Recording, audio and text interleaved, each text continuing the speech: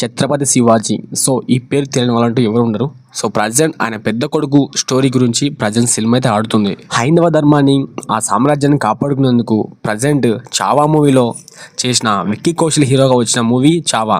So present Chhatrapati Sambhaji అనే పేరుతో ఆయన జీవిత చరిత్ర గురించి ఈ సినిమా అయితే ఉంది. ఈ మూవీ కలెక్షన్ల కనకవర్షమే కురిపించేస్తుంది. 6వ రోజు కలెక్షన్స్ వచ్చేసి దాదాపుగా 300 కోట్ల గ్రాస్ అయితే కలెక్ట్ చేసింది. ఈ మూవీ హిందీలోనే రిలీజ్ అయ్యి ఇన్ని కోట్లు కొల్లగొడుతుందంటే, ఒకవేళ పాన్ ఇండియా లెవెల్లో రిలీజ్ అయింటే ఈ సినిమాకి ఎన్ని వేల కోట్లు వచ్చేటో గుర్తుపెట్టుకొని పుష్ప రికార్డులు మొత్తం సైతం లేచిపోయేటివి. నిజానికి చెప్పాలంటే ఈ మూవీ పుష్పకు పోటీగా రిలీజ్ అయ్యేది, కానీ కొన్ని కారణాల వల్ల ఈ సినిమాని పుష్పకి పోటీ పెట్టలేదు. ఒకవేళ రిలీజ్ అయింటే పుష్ప విన్ అయ్యేదా, లేకుంటే ఛత్రపతి శివాజీ గారి కొడుకుది సినిమా అంటే చావా మూవీ రిలీజ్లో దాదాపుగా ఎవరు విన్ అయ్యేవాళ్ళు?